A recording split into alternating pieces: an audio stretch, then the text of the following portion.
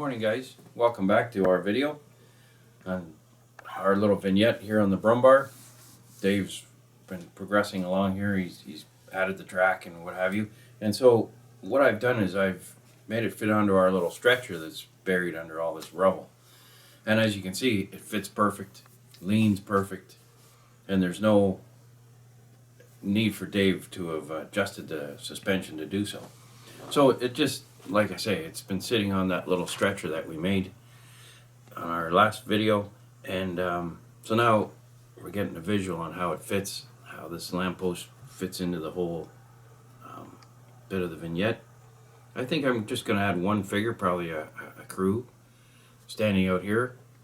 But so what I'm going to demonstrate today is once it was all covered in white plaster, and I stuck in all the pieces of wood, then I paint the whole thing with NATO black. Now it doesn't have to be NATO black from Tamiya. You can paint it flat black or any extremely dark color, close to black. And all it's going to do is create the shadows underneath the rubble itself, the stones and the pieces of lumber, pieces of house. So I spray it with an extremely dark color. And like I say, even flat black, which is of course jet black, that works as well. And then I'm going to demonstrate that area right in here where Dave's Brummbar is. And then I'm going to use these light colors for the color of the earth. And then you'll see shortly how this black starts to come into play, leaving the shadows underneath. If you don't paint it black, it'll still be fine, but what happens is the miniature bits of shadow don't fall properly. You know, we're working at 1:1 scale lighting here, so using black underneath is really going to bring out your groundwork a little better. So what I'm going to do is I'll just remove Dave's Brummbar, and I think our airbrushes are fine enough that we probably could airbrush it with it on it. But there's our little stretcher, or our little helpful little track guide right here, hidden underneath the rubble, and there it is underneath Dave's Brummbar. So now I'm just going to proceed with the painting it black. I'm just going to, I earlier in the day I've painted this part black on camera. I'm just going to do this little bit here. I think you guys get the message about doing this, so I'll just demonstrate just on a small amount. And I just use Tamiya thinner. I don't get into the lacquer thinner or that sort of thing on this groundwork. It's not important. We're not looking for finish here. We're not looking for you know, this flat, smooth finish that, say, lacquer thinner helps us out when it's used with Tamiya paint. But all we want to do is get some coverage. So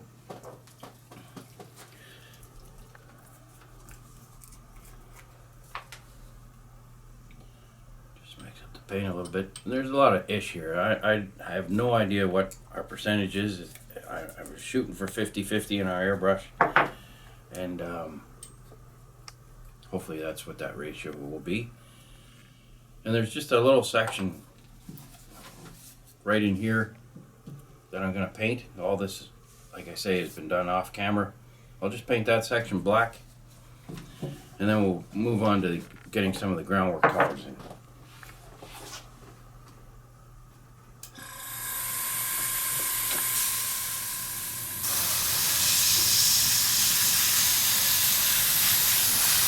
So when doing this part, of course there's bricks and there's pieces of wood and what have you.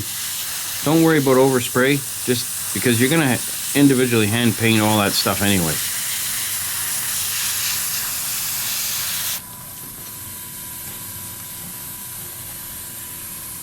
And like I was saying on our video when we were constructing it, these little small pieces of lumber are very important. Don't go out to Starbucks, gather up a bunch of stir sticks, snap them all, and then start applying. Go and select 3 or 4 different sized pieces of wood, because as I have said, obviously a house has got a a lot of different sizes of wood to construct a house and a building, and baseboards and window frames and structural pieces of wood and pieces of lumber. So very important, and very one of the takeaways of what I'm discussing in this video is about all the different pieces of little pieces of wood are really going to make a difference. And then as we get in our road assembled and our little sidewalk, we're going to start throwing these out in this neighborhood. It doesn't just obviously land here. We're going to put the little sticks everywhere. So now I'm going to hand brush this sidewalk, so that's why it's not been painted yet. But just give this a generous coat of black. Make sure that you get underneath everything, because obviously that's where your shadows are going to fall.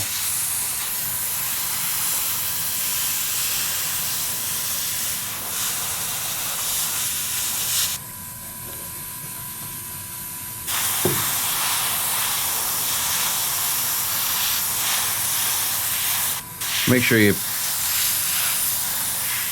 paint the little stretcher itself. Worst thing would be for Dave to put his Brummbar down, and I was, not painting the actual base that it sits on, the little frame. So make sure you paint the wood underneath the frame.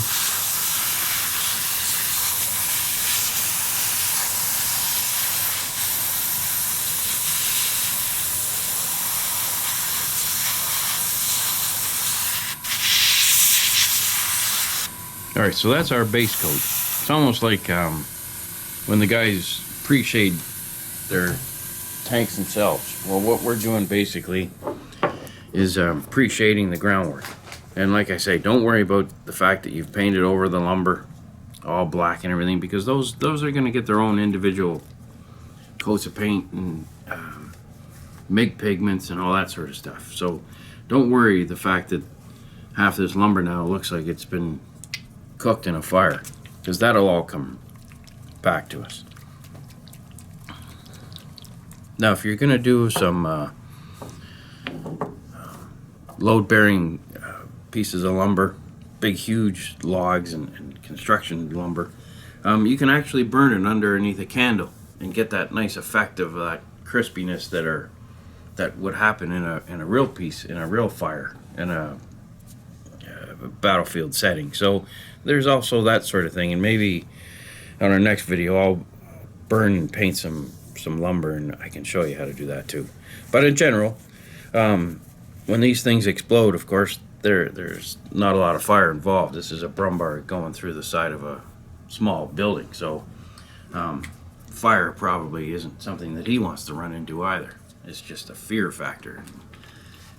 Visually, it obviously you can't show that on a vignette either. So alright, so I'm just going to clean out the airbrush of the black, and then I'll come back, I'll warm it up with these colors, do some groundwork colors on here, and then individually paint the lumber back into its original color. So just let me go and clean out this airbrush of the black.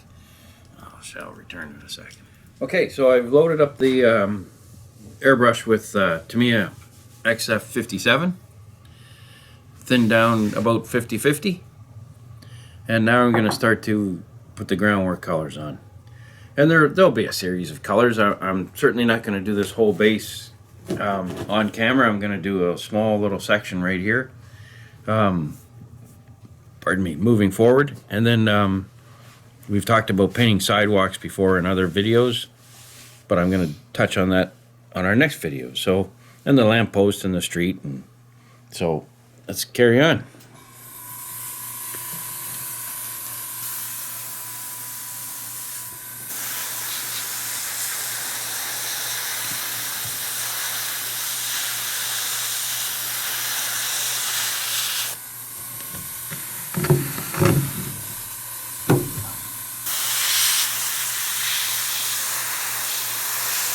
So now you can see how painting it black first creates this great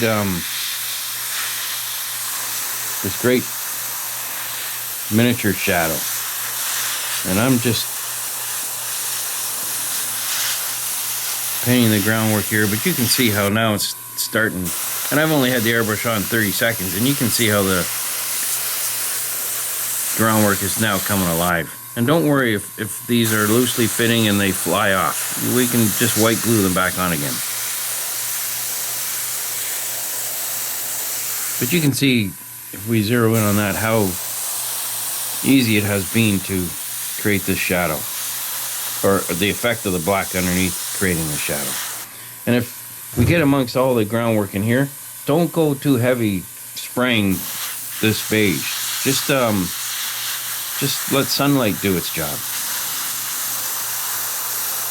So I'm not going to start going underneath and digging around looking for black paint to paint over top of. I'm just going to let the paint fall where it falls. Because I'm going to, once this is done, start adding some MIG oil washes. And that's just going to flow naturally underneath and around corners and what have you. So don't panic if you suddenly are looking at this from another angle and it's still all black paint. Don't worry about that.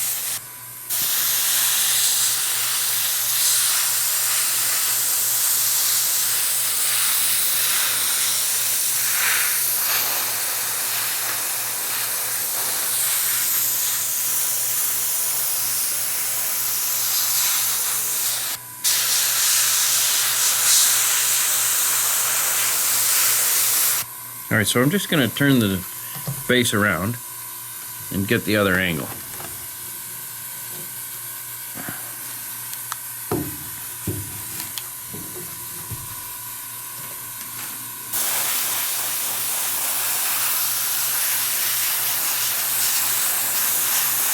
Seeing my airbrush paint, my buff, it's hitting the lumber as well, and I'm not worried about that. The colors are slightly different because I'm on the groundwork, I'm painting over black, and on the wood it's not been painted, so the color is going to still be different.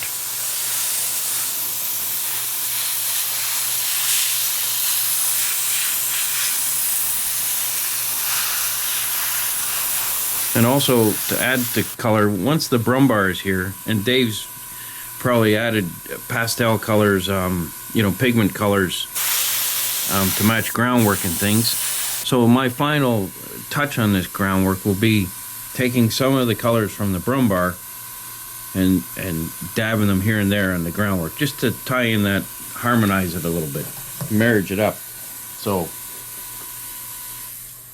as far as painting this, as you can see, it took very little time, and Dave and I like to travel to the model shows here and there, and as Dave and I have spoken, the tanks you can't do within a week and then be ready to take it to a model show. The tank itself takes a little while to paint, but the groundwork, if you have a model show on a Saturday and you're sitting there on a Tuesday wanting to put this together, the time frame is very easy to match or meet. So the process and the time frame for doing this is pretty rapid. The only time that takes any time, or the only process that takes any time, is actually the drying of the plaster. And you can even, if you're really desperate for time, you can buy drywall compound that dries in 90 minutes. So your local Home Depot would have something like that. But the drying time for my plaster is overnight. That quick drying plaster is expensive, so keep that in mind as well. So now I'm just mixing up 2 Kursk soil and there you are, streaking grime for interiors. And all I'm going to do is put together a little dirty color, the combination of these. And these are oil washes, and enamel oil washes. And I'm just going to touch her here and there and everywhere around the stones, and you'll see how it flows.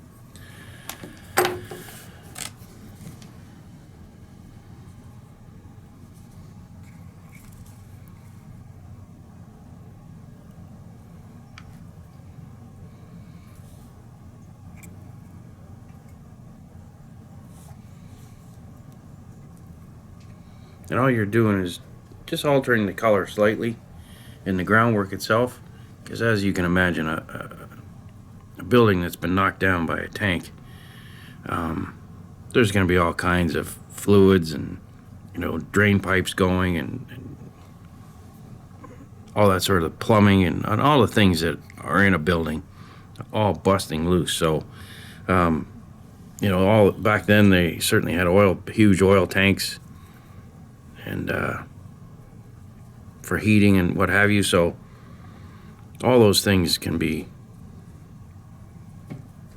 put into your groundwork, and you can see it's just random, very random color selection here, and where I place the individual colors is not vital. It just changes the texture of it all. And I'll just get the Kursk soil color out.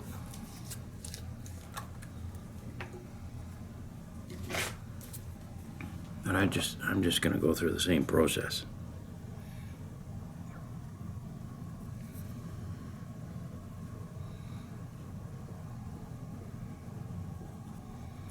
And if you don't, you know, if you feel that you've put down too much color or the color isn't right for your little vignette, just pick up your airbrush and overspray it. This stuff absorbs very rapidly into the plaster, so it's instantly, it's not wet whatsoever. So just dig out your airbrush and respray it.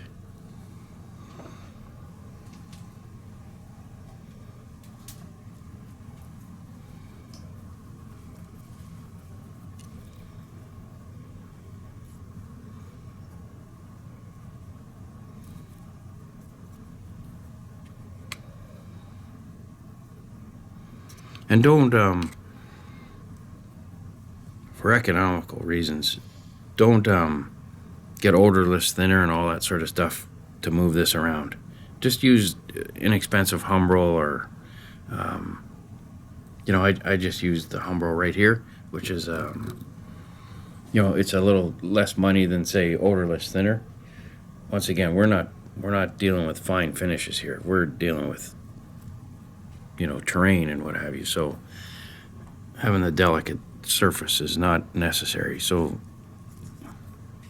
you're not going to be spoiling it by using Humbrol paint with your MIG thinners or with your MIG pigments.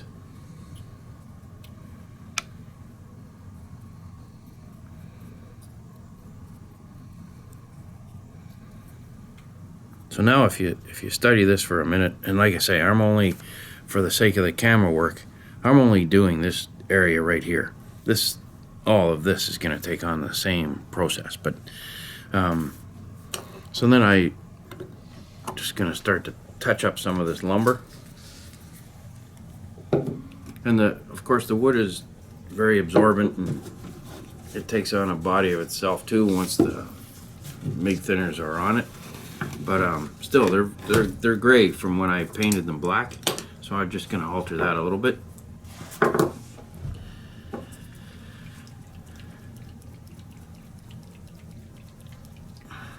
And to do so, I just use an acrylic Tamiya paint. Like in this case, I'll use Tamiya Desert Yellow, number 59.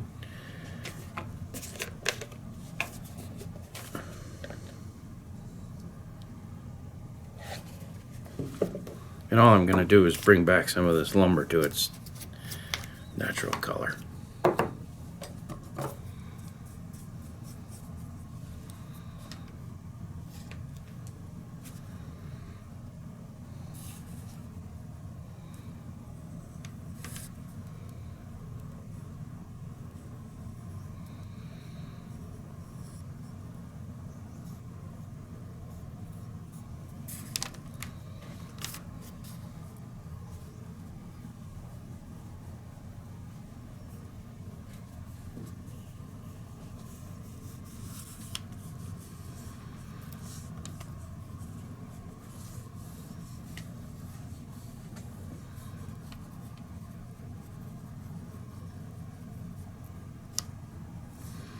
And mix the Tamiya paints with the X20.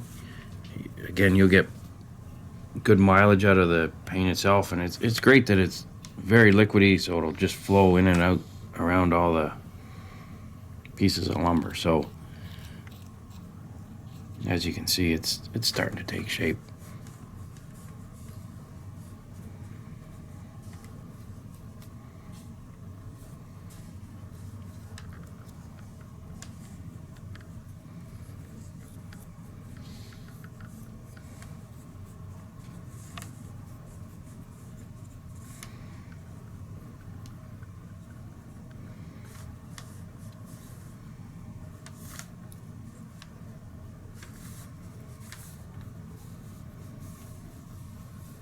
And all we're really doing, guys, is we're just adding neat texture to.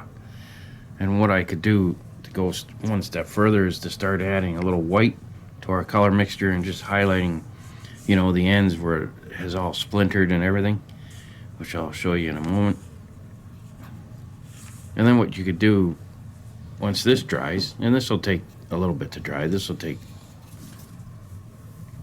half an hour to dry maybe, you can go back over it once again with the MIG pigments and MIG washes.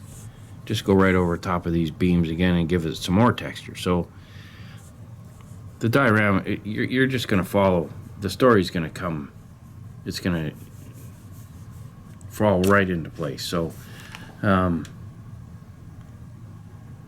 of these delicate little pieces of wood here are very important. It's neat. And then what you can do also, you can paint the odd one with a color. You can paint, you know, home decorating, you know, one of these beams or window frames is going to be painted blue, or, you know, don't go harsh, heavy blue, but, or green or red. So it's easy to get some color and flair into this as well. So, and in a minute I'll highlight some of these busted pieces of wood.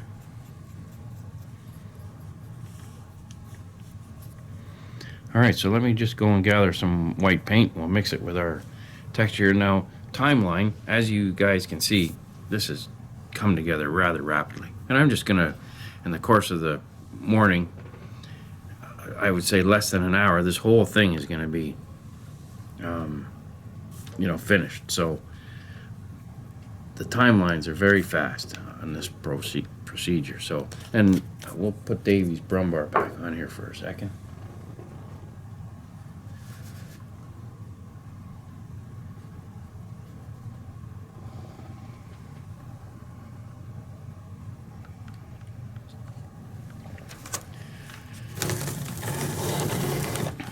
And as you can see, it's falling into place and starting to look like the vignette that we wanted it to. So I'll go get some white paint. We'll highlight some of the busted lumber and carry on. So just bear with me a second. Okay, so in amongst all the rubble here are the bricks from the house, bricks in the building. So with watered down colors of flat white and hull red, I just give them a little touch. And you use thinner on this, guys, just because you don't want these bricks to bounce. These bricks have just been sent through the air.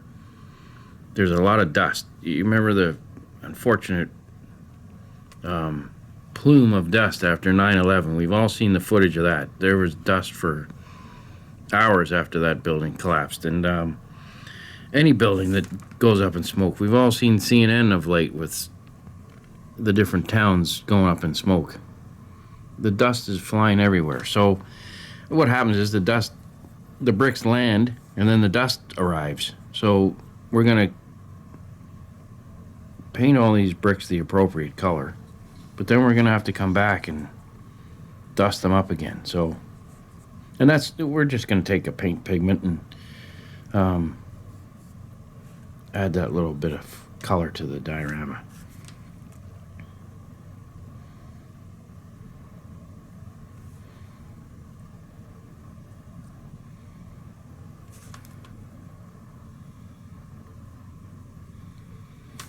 And we've all seen explosions and things on, World War II documentaries of buildings going up in smoke and all the dust that flies around. I mean, these things are vintage buildings that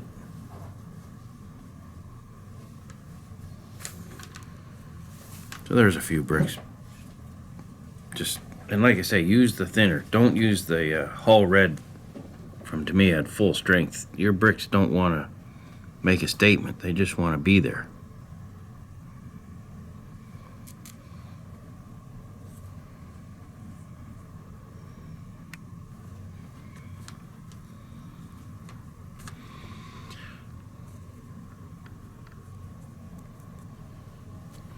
So there's a few bricks painted. And then as I get the sidewalk painted, then I'm also going to place individual bricks on top of the sidewalk, white glue them down. So there's a little bit to go on this. But then we want to weather the busted and cracked wood a little bit. So we'll get that color set up for that.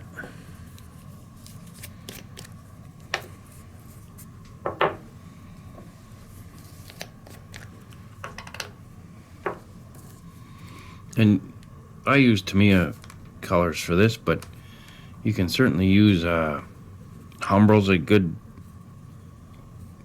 selection of colors for highlighting all the. And you remember Francois Verlinden talking about highlighting and everything's highlighted. Remember his models from the 80s had these great highlighting tanks. Well, basically all that technique is going to come back on these pieces of lumber.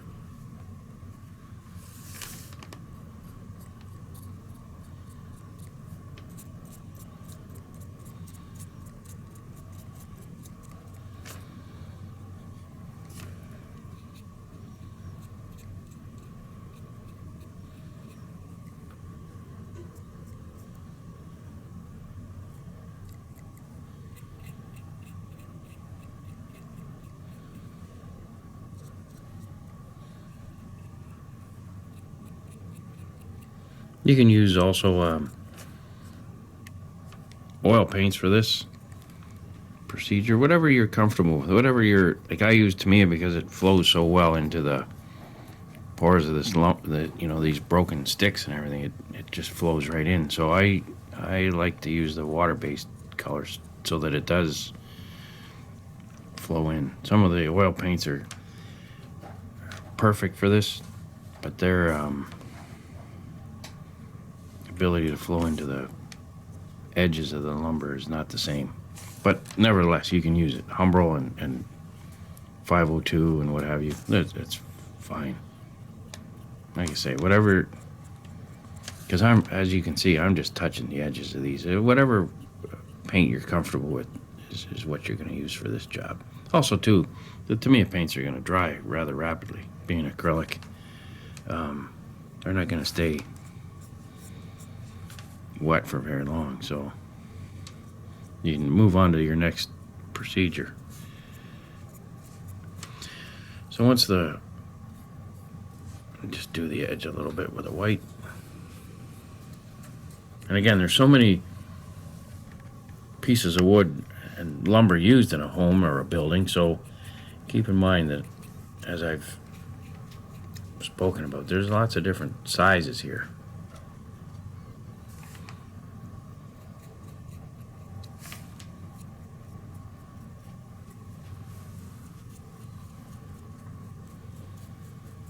And then you can also use the hairspray technique if you wanted to paint this in a lumber color or driftwood type of color. Put hairspray on it and paint it green or blue or whatever as a decorative piece, and then start rubbing it off, and then you'll come right back up to that driftwood color through the blue, and it's a nice effect too. So then, just for kicks, take a little bit of a piece of wood, add a little thinner.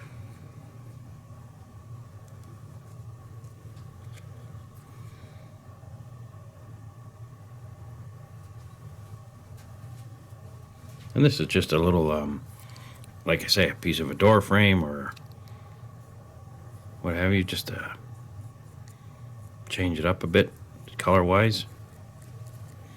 And then just white glue that into place on your diorama. You can use a piece of wood with nails in them and that sort of thing. So adding a little bit of color doesn't hurt either, guys. And just don't leave it like that, though. You still have to add that dust layer that comes with a bombed out building. So that's basically it. Then I'm going to add a Grant Line window frame probably in here. Underneath where Dave's Brummbar is going to sit. You don't have to concentrate all the efforts that I just put into that. But in a very brief time, look how the groundwork has come together. And we'll just drop we'll put the lamppost on.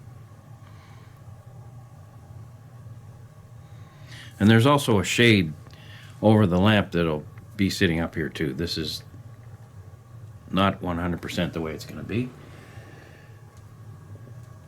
I'm just getting some broken glass light bulbs to put in that shade. So, but anyway, it's starting to come together, and you can see how the highlighted wood is showing up now in the video.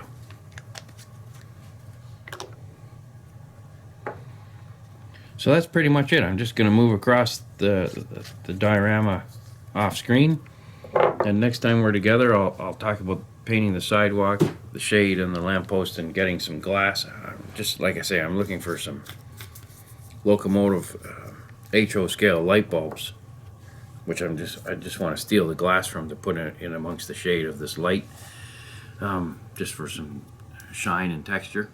And Dave's gonna move forward on his Brummbar, and now Dave and I are traveling to Amps, which is in Dayton, Ohio,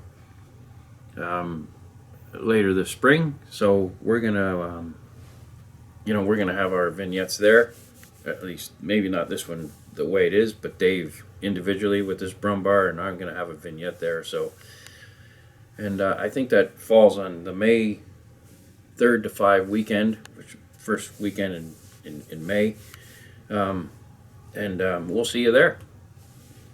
Thanks so much for watching.